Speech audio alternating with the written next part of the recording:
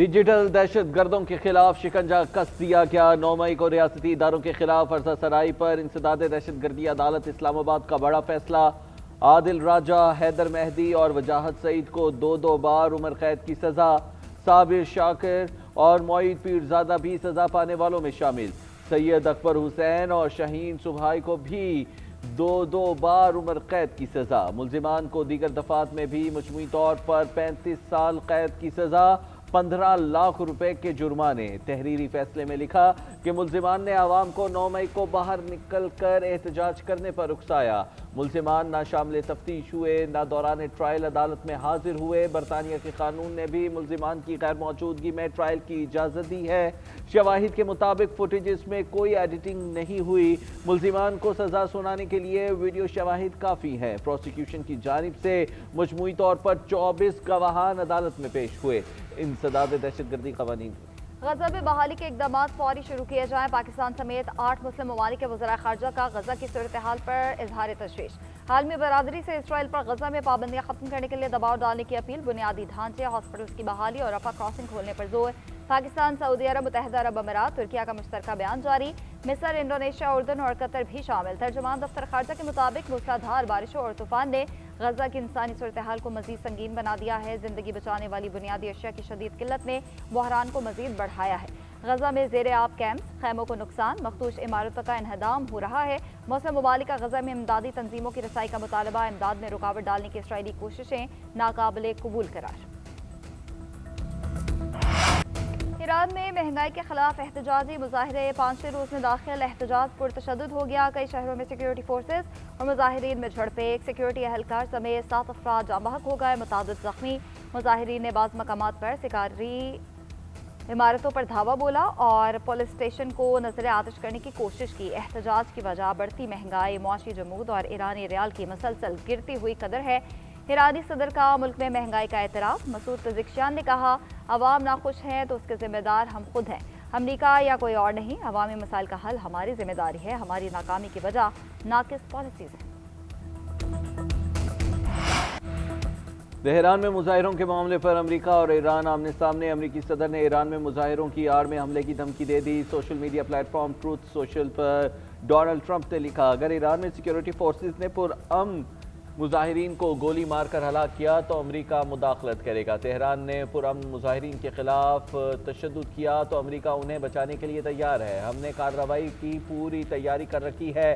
امریکی صدر نے فضائی حملے کا اشارہ دیتے ہوئے کہا کہ ہم لاکڈ اور لوڈڈ ہیں۔ ادھر امریکی صدر ڈونلڈ ٹرمپ کی دھمکی پر ایرانی سپریم لیڈر کے مشیر علی لاریجانی کا سخت رد عمل سامنے آ گیا۔ کہا، اسرائیل اور امریکہ مظاہروں کو ہوا دے رہے ہیں۔ امریکی عوام جان لے کہ ٹرمپ کے ایڈوینچر سے امریکی فوجیوں کا نقصان ہوگا۔ اندرونی معاملات میں مداخلت کے بعد خطے میں امریکی مفادات تباہ ہوں گے۔ ایران میں فسادات کی سازشوں کے الزام میں 7 افراد گرفتار۔ ایرانی وزارت انٹیلیجنس کا کہنا ہے کہ گرفتار افراد میں 5 امریکہ اور 2 یورپ میں ملک دشمنوں سے رابطے میں تھے۔ وفاقی کابینہ نے اسلام آباد کے بلدیاتی قانون میں ترمیم کے لیے آرڈیننس لانے کی منظوری دے دی۔ حکومتی فیصلے کے بعد وفاقی دارالحکومت میں بلدیاتی انتخابات ملتوی ہونے کا امکان۔ ذرائع کے مطابق اسلام آباد کے لیے پنجاب کی طرح کا بلدیاتی نظام لایا جائے گا۔ آرڈیننس لا کر وارڈز کی تعداد میں تبدیلی کی جائے گی۔ وارڈز میں تبدیلی کی صورت میں الیکشن کمیشن کو پھر سے حلقہ بندیاں کرنا پڑیں گی۔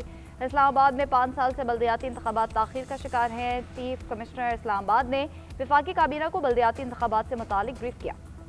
وزیر اعظم شہباز شریف کی زیر صدارت کابینہ اجلاس کے اعلامیے کے مطابق ای سی سی اور سی سی ایل سی کے فیصلوں کی توثیق کی گئی۔ Off grid captive power plants levy کے حوالے سے تقسیم کار کمپنیز کے صارفین کو ریلیف فراہم کرنے کی منظوری دی گئی۔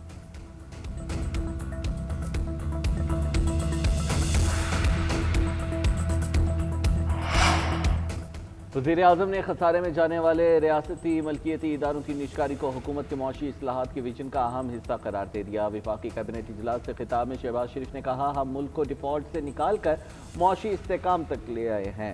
رواں مالی سال کی پہلی سہ ماہی میں جی ڈی پی میں اضافہ خوش آئند ہے۔ حکومت میں آتے ہی عزم کیا تھا کہ خسارے کا شکار ریاستی اداروں کی نجکاری کی جائے گی۔ پی آئی اے کے 75% حصص کی نجکاری انتہائی کامیابی سے طے پانا اہم سنگ میل ہے۔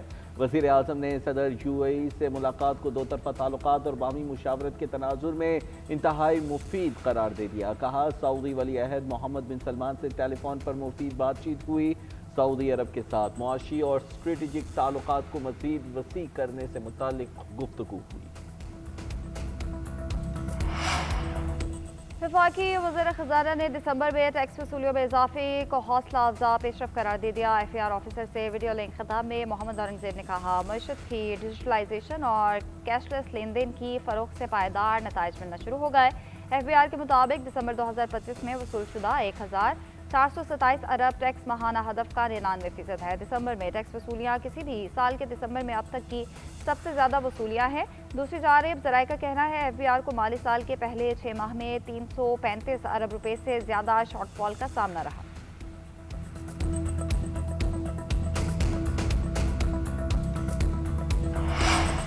پاکستان سٹاک مارکیٹ کی اونچی اڑان. تاریخ میں پہلی بار 1,79,000 پوائنٹس کا سنگ میل بھی عبور. دوران ٹریڈنگ 3,100 سے زائد پوائنٹس کا اضافہ ریکارڈ ہوا. 100 انڈیکس 1,79,034 کی سطح پر بند ہوا. آج 51 ارب روپے مالیت کے 51 کروڑ حصص کے سودے ہوئے. مجموعی طور پر 565 کمپنیوں میں شیئرز کاروبار ہوا. 253 کمپنیوں کے حصص کی قیمتوں میں اضافہ اور 201 میں کمی ریکارڈ کی گئی. پاکستان کا یمن بحران کے حل کے لیے مکالمے اور سفارتکاری پر زور. برادر ممالک مشترکہ کوششوں کی حمایت کا اعلان. ترجمان دفتر خارجہ طاہر اندرابی کا کہنا ہے پاکستان یمن کے خود مختاری اور علاقائی سالمیت کی حمایت کرتا ہے. سعودی عرب اور UAE کے مثبت اقدامات قابل تحسین ہیں. خطے میں امن و استحکام کے لیے پاکستان کا کردار ادا کرتا رہے گا. شراکت داری اور بھائی چارے کے فروغ کے لیے پاکستان تیار ہے.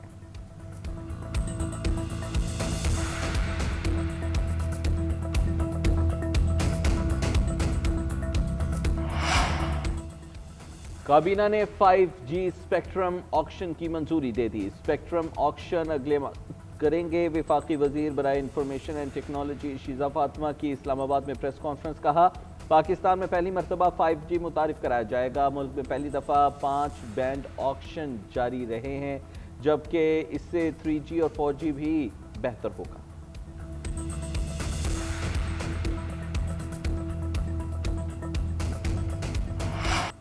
بھارت کے خلاف مارکہ حق میں رینجرز نے اہم کردار ادا کیا. پاکستان رینجرز سندھ کی کاوشوں کی بدولت کراچی میں حالات بہتر ہیں. وزیر داخلہ محسن نقوی کا کراچی میں Sindh rangers passing out parade سے خطاب. کہا رینجرز نے صوبے میں امن کی بحالی میں اہم کردار ادا کیا. پولیس کے ساتھ مل کر رینجرز کچے میں ڈاکوں کا بھی خاتمہ کر رہی ہے. سندھ رینجرز کے شہداء کو خراج عقیدت پیش کرتا ہوں.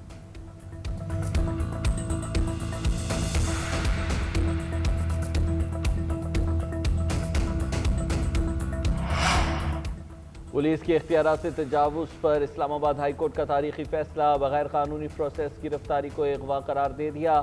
پولیس کے اختیارات تجاوز کے اقدامات پر بڑا حکم جاری کر دیا. لاہور اور بہاولپور سے خاتون اور کمسن بچوں کے اغوا کے معاملے پر عدالت نے حکم جاری کیا. ہائی کورٹ نے قرار دیا خاتون کے ساتھ لائی گئی ملکیتی گاڑیاں، کیش اور جیولری واپس کی جائے. سپریم کورٹ طے کر چکی اگر FIR کی بنیاد غیر قانونی ہو تو اس کے بعد ساری کارروائی ختم ہونی چاہیے. سپریم کورٹ نے یہ بھی طے کیا کہ کرمنل کارروائی کالعدم قرار دینے کا اسکوپ محدود ہے. عدالت کو غیر معمولی حالات میں استعمال کرنا چاہیے. اسلام آباد ہائی کورٹ کا IG اسلام آباد کو جعلی پولیس مقابلے میں ملوث اہلکاروں کے خلاف کارروائی کا بھی حکم. عدالت نے محمد وقاص، علیم سہیل، ثنا سہیل اور ارہم وقاص کے خلاف پولیس کا مقدمہ خارج کر دیا. حلیمہ خان کی حاضری سے استثناء کی استدعا منظور. انسداد دہشت گردی عدالت راولپنڈی نے 26 نومبر احتجاج کیس میں درخواست منظور کی. عدم پیشی پر 3 ملزمان کے وارنٹ گرفتاری جاری. عدالت نے آخری موقع دیتے ہوئے حلیمہ خان اور دیگر ملزمان کو عائد سماعت تک مہلت دے دی. مقدمے میں نامزد 3 ملزمان کے وکلاء نے 8 گواہان پر جرح مکمل کی.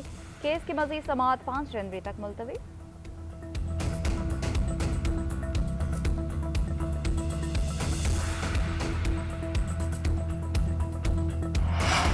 ہری پور میں ضمنی انتخاب سے متعلق شفیع اللہ جان کے الیکشن کمیشن پر الزامات غلط اور گمراہ کن قرار. الیکشن کمیشن نے 7 روز میں وضاحت طلب کر لی. تصدیق شدہ شواہد پیش کریں ورنہ قانون کے مطابق کارروائی کی جائے گی. وزیر اعلیٰ KP کے معاون خصوصی کو وضاحت کا نوٹس جاری کر دیا. کہا شفیع اللہ جان نے الزام لگایا کہ فارم 47 اسلام آباد سے جاری ہوئے۔ فارم 45 کو اپلوڈ نہیں کیا گیا۔ الیکشن کمیشن نے معاملے کا جائزہ لیا، کوئی شواہد نہیں ملے۔ بیان الیکشن کمیشن کو بدنام کرنے کی کوشش معلوم ہوتا ہے۔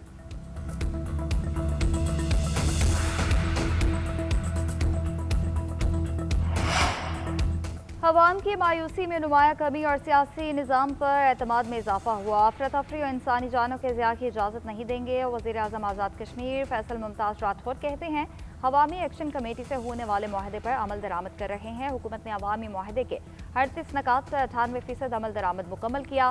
آزاد کشمیر کے لوگ اب سیاسی نظام پر اعتماد کر رہے ہیں۔ جن سڑکوں پر سیاست دانوں کے لیے چلنا مشکل تھا، آج عوام نے استقبال کیا۔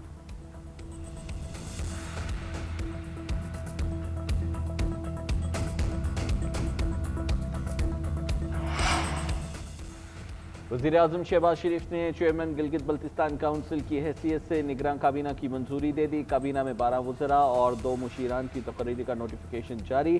آئین کے آرٹیکل 48(1) کے تحت نگراں وزیر اعلیٰ گلگت بلتستان کی مشاورت سے تقرریاں عمل میں آئیں۔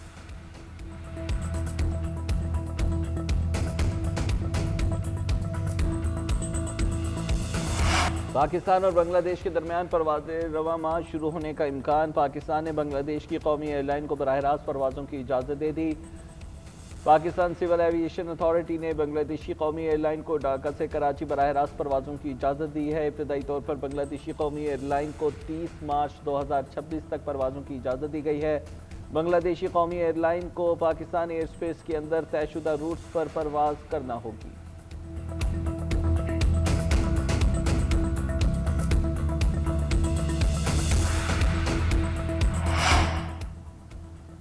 نائب وزیر اعظم اسحاق ڈار کی بنگلہ دیش ہائی کمشنر انعامت۔ سابق وزیر اعظم بیگم خالدہ ضیاء کے انتقال پر اظہار تعزیت۔ پاکستان کے عوام حکومت کی جانب سے بھی بنگلہ دیشی حکومت عوام اور مرحومہ کے اہل خانہ سے اظہار افسوس کیا۔ اسحاق ڈار نے کہا کہ بیگم خالدہ ضیاء نے پوری زندگی عوامی خدمت اور اپنی قوم کی فلاح کے لیے وقف کی۔ مرحومہ کو ملک اور عوام کی خدمت پر یقین رکھنے والے ہمیشہ احترام کے ساتھ یاد رکھیں گے۔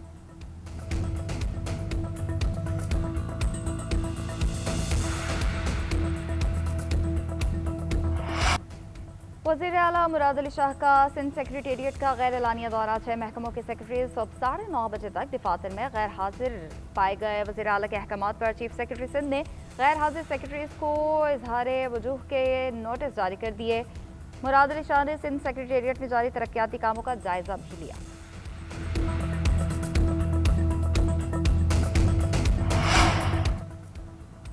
وزیر اعلیٰ کے پی سہیل افریدی کی ضلع باجوڑ سے آن لائن کھلی کچہری۔ وزیر اعلیٰ کا اسکولوں میں بنیادی سہولیات کی کمی اور عملے کی عدم موجودگی کی شکایات پر کارروائی کا حکم۔ تعلیمی اداروں میں اساتذہ کو درپیش مسائل حل کرنے کی ہدایت۔ سہیل افریدی نے سابق فاٹا گیمز کی بحالی کا بھی اعلان کر دیا۔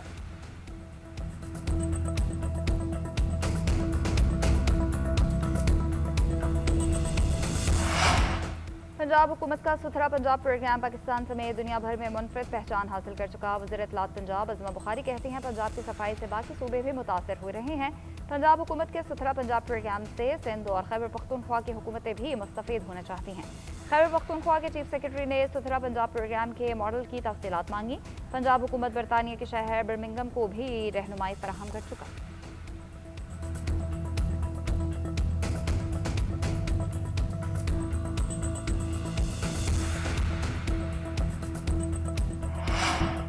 پانچ سال میں پاکستانیوں کے گھریلو اخراجات میں 113% اضافہ ہوا۔ ادارہ شماریات کی رپورٹ کے مطابق 2019 سے 2025 تک پاکستانی شہریوں کی اوسطاً آمدن میں 97% اضافہ ہوا۔ ملک میں اوسط ماہانہ آمدن 82,000، اخراجات 89,000 روپے ہو گئے۔ فرنیشنگ، گھریلو آلات، صحت اور خوراک پر اخراجات میں نمایاں اضافہ ہوا۔ ذاتی ملکیت گھروں کی شرح 84% سے کم ہو کر 82% رہ گئی۔ کرائے کے گھروں میں رہنے والوں کی شرح 10% سے بڑھ کر 10.5% ہو گئی۔ لائٹنگ اور کوکنگ کے لیے گیس، LPG اور سولر کے استعمال میں اضافہ ہوا۔ فلٹر شدہ پانی استعمال کرنے والوں کی شرح 9 سے بڑھ کر 10% ہو گئی۔ درآمدی بل کم کرنے کے لیے الیکٹرانکس ڈیوائسز پر لیوی عائد کرنے کی تجویز امپورٹڈ الیکٹرانک ڈیوائسز پر 1 سے 5% تک لیوی لگانے کی تجویز میڈ ان پاکستان پالیسی کے تحت موبائل فون اور الیکٹرانکس ڈیوائسز اب ملک میں تیار ہوں گی موبائل فونز لیپ ٹاپ اسمارٹ واچز اور بایو میٹرک مشینیں پاکستان میں بنیں گی خام مال پر ٹیکس چھوٹ دے کر مقامی تیاری کی حوصلہ افزائی کی جائے پالیسی سے 7 سال میں حکومت کو 104 ارب روپے حاصل ہونے کی توقع ہے